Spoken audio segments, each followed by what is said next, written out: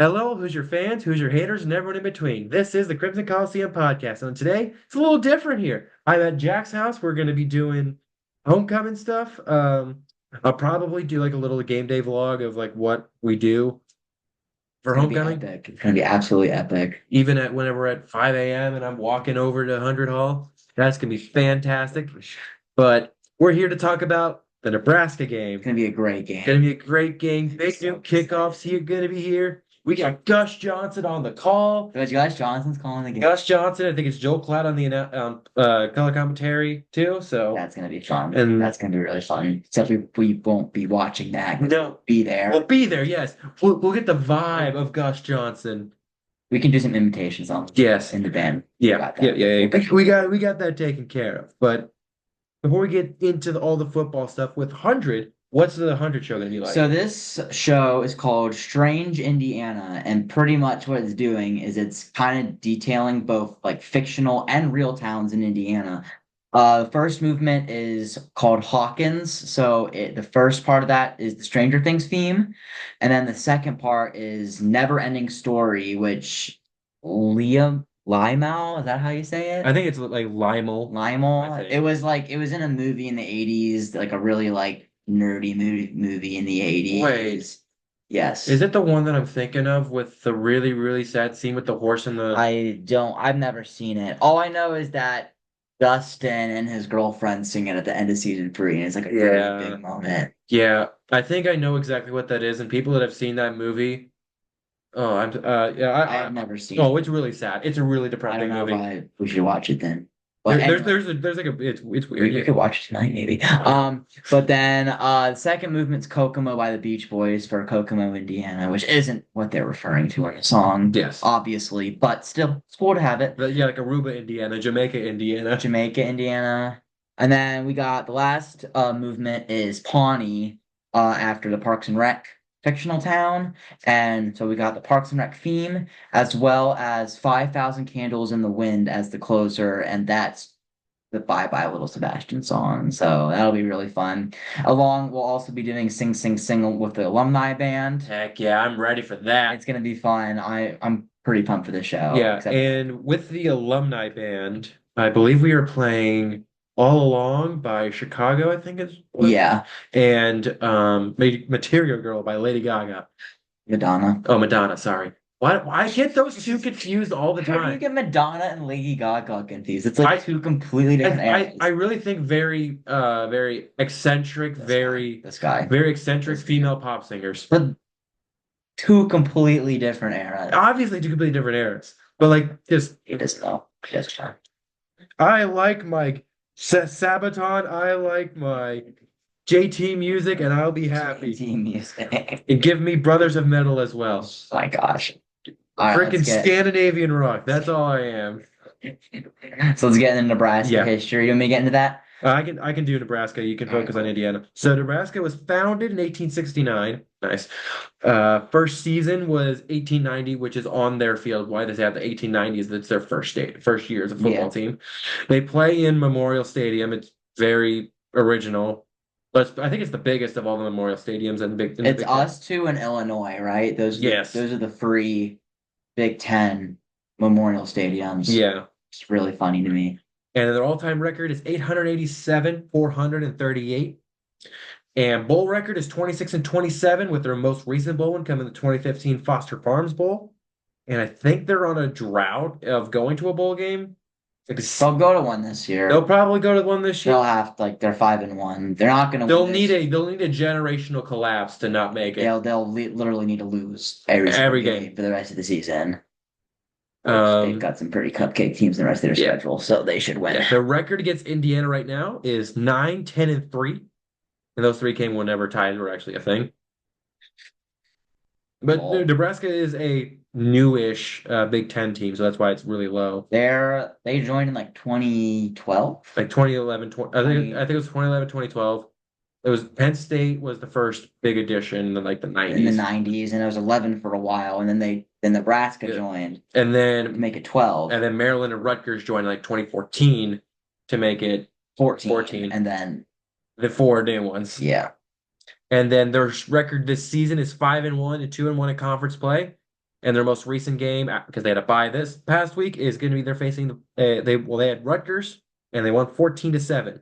Not impressive at home against Rutgers. at home against Rutgers. But they had a bye week, so they probably cooked some stuff up over the bye week. As did we, probably, hopefully. Yeah, and like look at what happened with Northwestern. Like True. they've had a good couple of games since the bye week. I think it's going to be a very, very good game to Yeah. watch.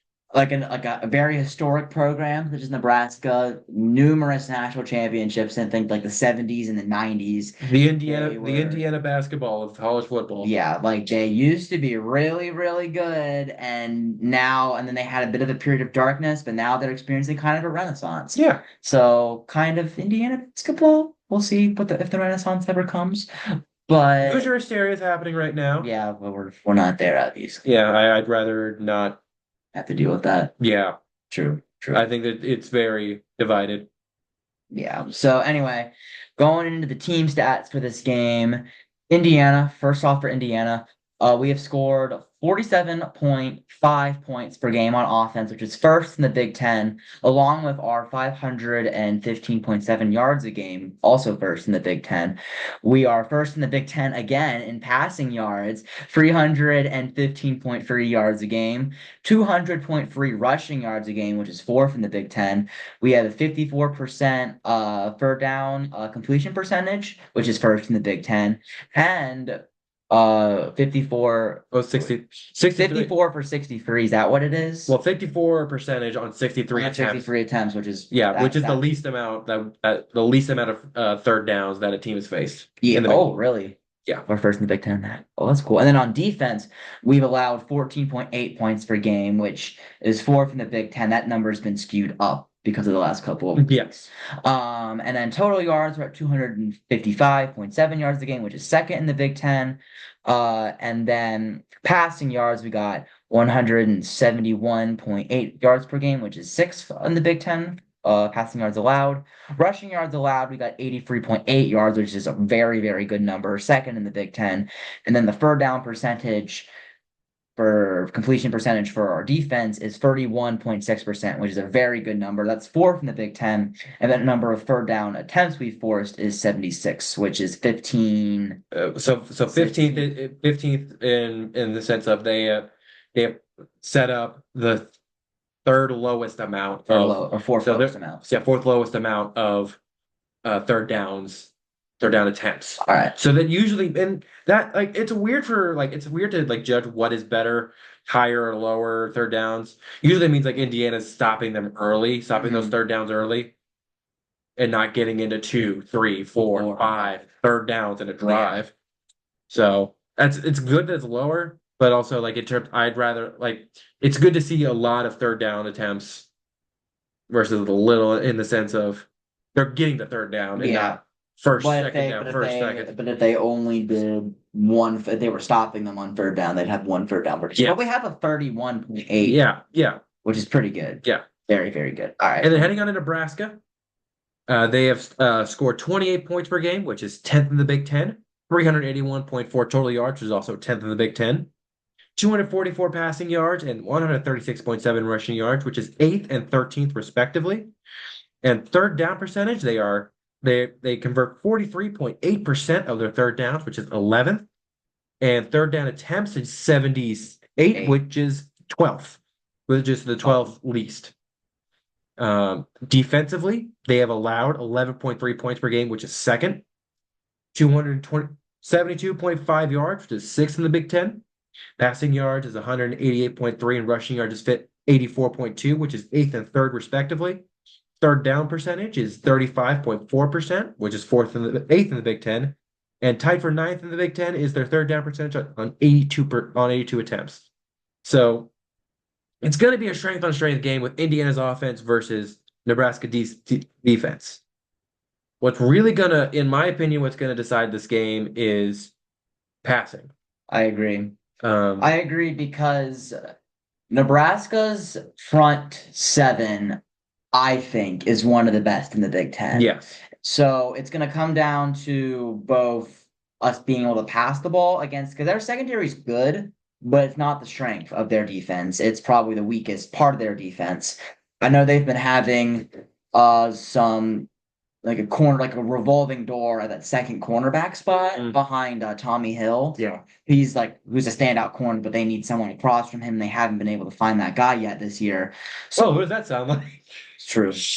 Yeah. I mean, like just look. But Yeah. what I'm saying is like we are gonna need a big game out of Rourke, and we're probably gonna need a big game out of receivers like Keyshawn Williams, Omar Cooper, Miles Price, Miles Cross, like other dudes other than Elijah Surratt who can get open because Tommy Hill is going to give Elijah Surratt a very tough time in this Yeah. game, I'm sure. I think, and Indiana obviously knows the matchup that they're going to have, and like what, like I don't know if you could look it I up can pull up really fast. the Nebraska depth chart. Oh no, Tommy Hill's like his measurables, like his like height and weight type of thing. Um, But six so he's foot. 6 foot. He's 6 foot, which is It's 6 foot 205. 205. And then Surratt's like 6'2", 6'3", right? I can look that up.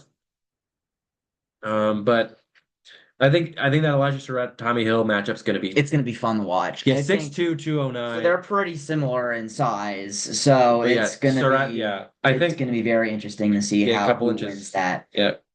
I think we're going to see a lot of slant routes, a lot of posts, a lot of breaking routes for Surratt, because to use the advantage of his height to essentially be a rebounder like in a basketball, blocking out Tommy Hill to get the ball. Hmm. And it's important for Rourke to be able to get that ball to him quickly. And then He needs to improve his accuracy, I think. I mean he's He's been very accurate, one of the most efficient quarterbacks in the country. but he needs to continue that Yes. against what will be the most pressures he's faced all Yes. year. I like our O-line, but Nebraska's, I remember I was reading like this football preview before the season started, and they were nuts about Nebraska's defensive line, Nebraska's Yeah. defense in general. Because like one thing about the numbers, Mhm. one very interesting thing about Nebraska's numbers is that is kind of going on a little bit off topic, but they award the numbers 0 through 9, the toughest 10 players during training camp. Oh, that's just cruel. And they award them to the toughest 10 players during training camp, and 9 out of 10 of those dudes are on their defense. So That it's gonna be a is very, very tough. It's concerning. very gonna be their defense is good, and like it's gonna be a very, very tough game. Yeah. So I think one thing with, and we'll get into more of this a little bit, but the offensive line is going to play a big part. Curtis Rourke has been sacked 5 times. Mhm. Dylan Raiola has been sacked 12. And you can paint that on maybe some competition stuff, but at the same time, Nebraska. If you look at the teams that Nebraska's faced, they have not had We have similar. that tough of a schedule. We've had similar. We're similar strength of schedule Like to Nebraska. I think it's always like a 4 position difference in strength of schedule. because if you look at the teams that we've faced, Like they like they've had Illinois and they've had Colorado. yeah, but Colorado wasn't even that good when they played. Yeah. Like that was before they kind of had their like blow up. But they've had UTEP, who's awful, Northern Iowa, who's an FCS school, Yeah. and then Purdue and Rutgers, who are both also not best. I think Rutgers is going to be all right. Rutgers is all right, but I think by the end of the year they'll be pretty similar to Northwestern. Mm-hmm. Like I think They'll probably Rutgers and Northwestern are two very similar teams. Nebraska was at home against Rutgers and won 14-7, and we were on the road at Northwestern and we beat them by 14. 17. 17. We beat them by 7? Yes. It was a 3-point game within like the last 4 minutes left. So we beat them touchdown. Granted, that Northwestern game, the points are a little skewed because we had a touchdown at the end there, but we did close very well. We did close the game very well, very super well.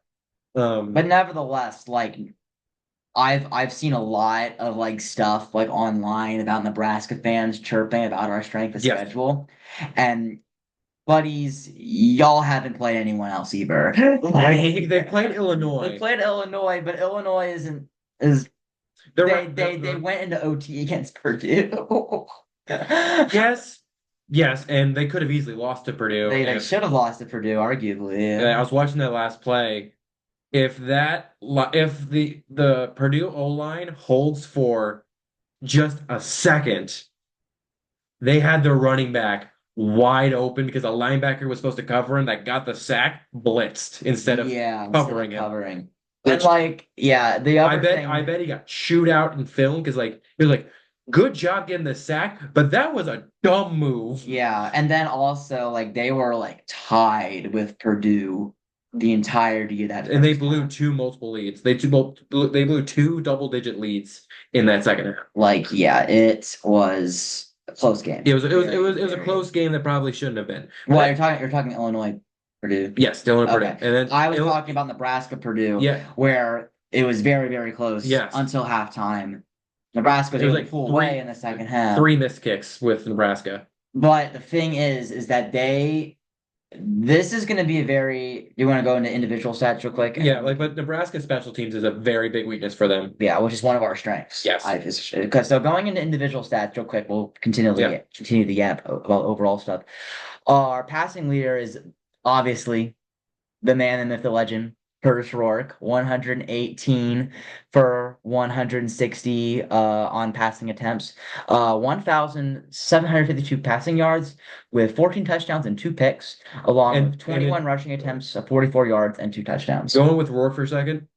Right now, he has scored more touchdowns in 6 games than he did all of last year. That's insane. That is actually insane. I saw like a post that was like Rourke is I think is like fifth in Heisman in the Heisman poll in ESPN's Heisman Yes, poll. he's had a fantastic year. Let's see. Absolutely We got to keep it insane. up. We got to keep it up, but if he keeps this up, he will be in New York City for the Heisman finalist there.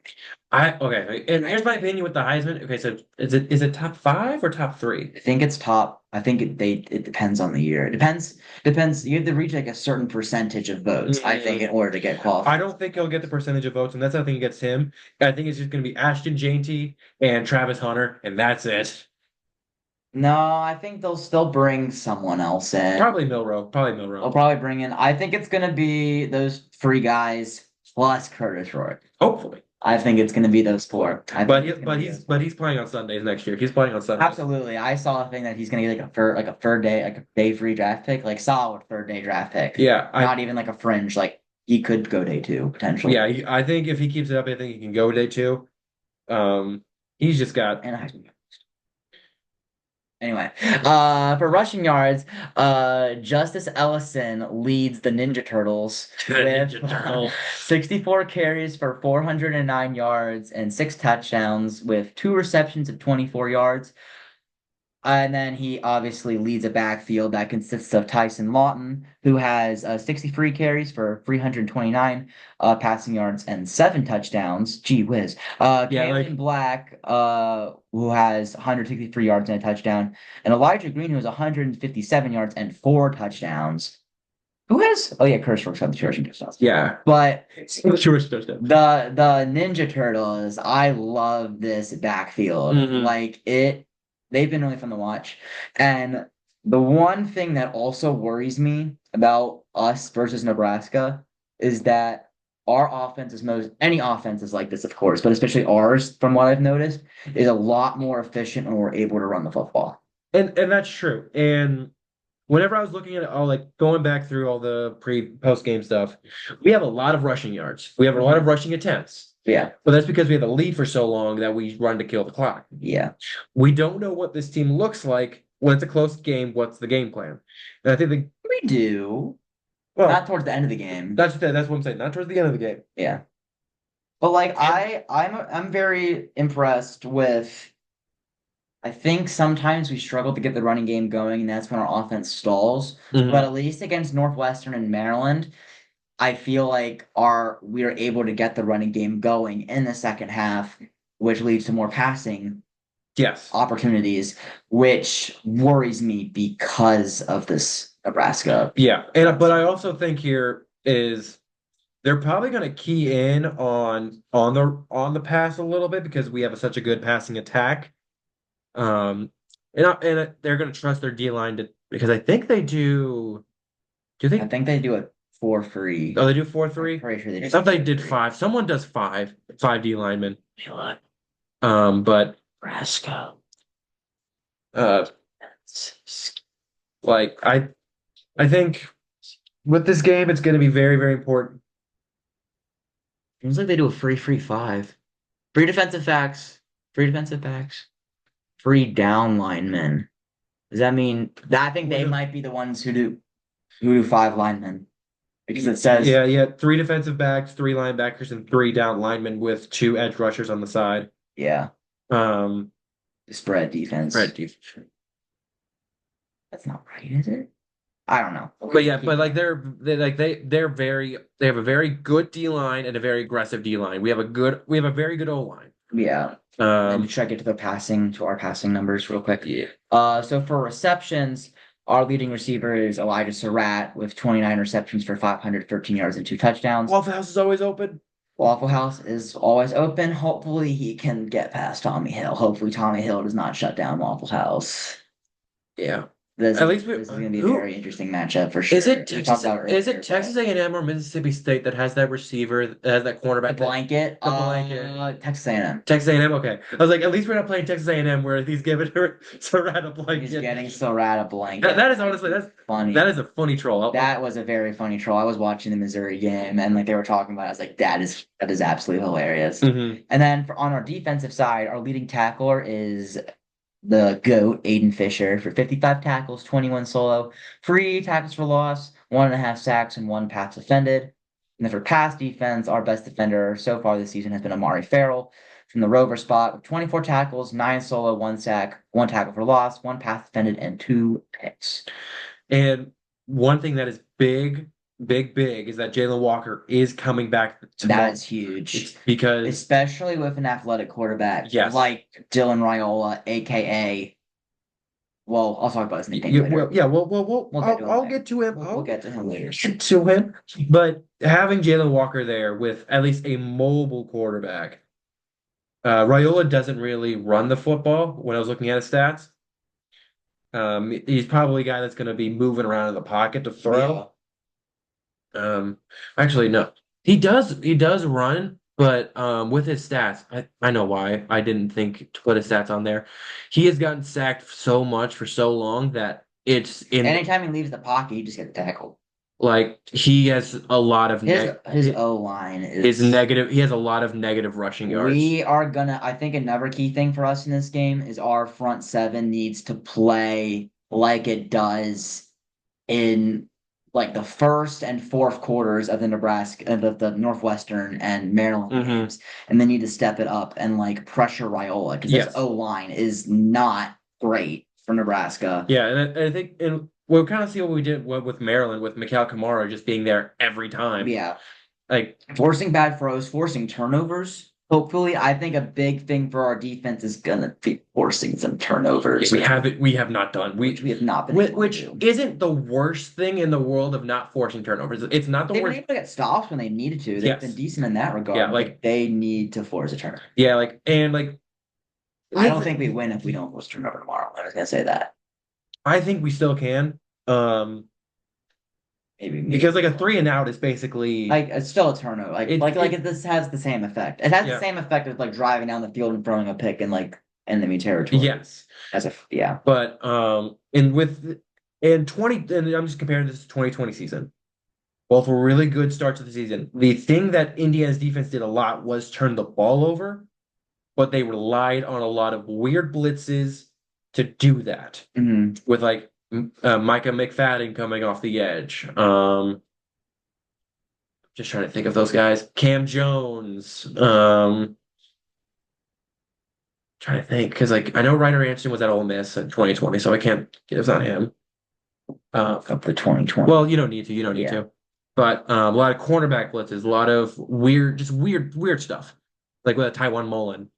But it's going to be interesting to see. Like we're not forcing that turnover; we're just getting stops regularly. But I would love to see some picks. I would love to see some turnovers personally. I would love it secondary because I think the last turnover we had was an Amari Farrell pick against Maryland.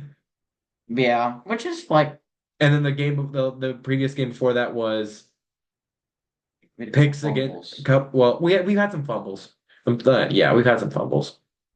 All right, I want to get into Fumble. some against the Nebraska Yeah, Cats. Nebraska. So we got Dylan Raiola, who is trying his hardest to be Patrick Mahomes, which, to be fair, if you're gonna want to emulate anybody, He's physically he's doing a great job of it, I yeah, think. and he has a brother that looks like Jackson Mahomes too. Like, and if there's a guy that you want to emulate, it would be Patrick Mahomes. I think this I'm game not judging him. is going to decide whether his nickname is Mahomes Jr. or Or Diet or Mahomes. Timu Mahomes. Timu Mahomes. I like Diet Mahomes Yeah. or Timu Mahomes. Either one No, no, works. call him Auto. My auto, no, we're not stooping that low. No, no. But right now, Raiola is 113, 169, 1,358 passing yards, 9 touchdowns, 3 interceptions. The reason why I don't want to really focus on that rushing is because he has a total of 19 carries for negative 78 yards. Womp womp. So I don't know if that includes the sack loss in yards. Actually, wait, I no. think it typically does it typically. Yeah, so he's had 102 yards lost in sacks, which which is what? 102 divided by 12. His longest rush though is 15, So which is a solid amount of rushing yards. so if you I don't take know out what. the 102 with the 78, that's 36 rushing yards on 7 attempts. Good job. That's good math, He has Alex. That's good math. seven Good rushes for math. 36 yards, the long at 13. So he's not a mobile quarterback. He's not a dual threat like Jack Lausch. But he is an athletic quarterback who, if we let get the In space to run, Yeah, he will. will. Yes. So that's going to be something to watch. Yes. Yes. Quick maths. Rushing the football is Dante Dowdell. 74 carries, 334 yards, and 5 touchdowns with 3 receptions for 9 yards. But their main receiving back is Ramir Johnson, who had 16 receptions, 146 yards, and a touchdown. But leading the way receiving wise is Isaiah Naylor, 17 receptions, 291 yards, and 4 touchdowns. They got Jamal Banks as well, who has also been who's also a pretty solid receiver. He is the sole player on the offensive side of the ball with a single digit number. So he'll definitely be a guy to watch Yeah. out for as well. So they got those two solid guys. However, I think behind them, It ain't. it looks like Isaiah Naylor is a big deep threat though. He's got 59. His longest ball is Yeah, 59 so like yards, 17 that's yards probably per the guy catch. down. That's probably the guy Pons is going to be on, Yeah, and then down the field and then JoJo's going to probably be on the other guy. on Jamal Banks. Yeah, Jamal Banks. That's going to be very interesting to see because they got Banks and they got Nair, but that's the thing is I think if we're able to get pressure on Raiola, we can take Isaiah Nair out of this game very effectively. And it's kind of what we did with Maryland was we had a lot of pressure on Billy Edwards, and he really could not get the ball to Ty Felton until like right before he got injured. Yeah, which he did not have a good game against Northwestern either. No, so he's been cooling off lately. Yeah, it's been a little quiet. On the defensive side of the ball, John Bullock is leading their way in tackling. 33 tackles, 17 of them were solos, 2 sacks, 5 tackles for loss, 3 passes defended, and an interception. And then on the pass defense, Malcolm Hartzog Jr., 22 tackles, 16 solo, 2 passes defended, and 2 interceptions. And they're also not a team that's going to turn the ball over that much. But I just want to highlight some guys in the defensive side of the ball as well. All right. So the big guys that I want to highlight are Nash Hutmacher? Yeah, Hutmacher and like Ty Robinson. Those are the two big defensive linemen I say that I think are really gonna give us some problems. Yeah. And John Bullock is again a fantastic linebacker. I think he's been a reason that why their rushing defense has been so good this year. Because I'm pretty sure he's their main rush linebacker. But I think the key, like Alex said earlier, it's gonna be strength versus strength with Indiana offense, Nebraska defense. Those are gonna be the series that decide this game. Well, yeah, and you're saying I think it's going to be the opposite. My opinion. Yeah, in my opinion, it's going to be the opposite. Will Indiana's defense force Nebraska's offense to slow down and give our offense ample position to be successful. Mhm. Because Nebraska's defense is going to give Nebraska's offense a good chance to be successful. It's just a matter of whether our defense is going to take care of business. And I think they can. I agree with that. I think it's going to be a 24-14 game. I think it's going to be low scoring, just simply because this feels like a defensive battle. I disagree. I think I have us winning 31-28 in overtime. I think it's going to be an epic game. I'm I would really, love an overtime game. really, really excited. I know the 100 people hate to see it because I know some of us aren't the biggest fan of overtimes, But to be fair, especially after last year, the Akron game. yeah, I was gonna say we went through 4 overtimes against a Maction team. Yeah, like not even a good one either. well, we nearly got Maction in 4 overtimes. I don't want to hear it. But I think this is going to be actually I want to change my score prediction real quick. I think it's going to be 35-31. 31. Okay, so you 35 think you're gonna score. I think we're going to score a touchdown and they're going to score a field goal. I think that's Well, what's going to field happen. goal then touchdown then because they can't go for if we score a touchdown, they have to go for the touchdown to win. Well, I think what did they get? Well, if they field goal first, if they get the field goal first, we can go for a touchdown. I'm predicting that Yeah. Nebraska wins the coin toss. Sure.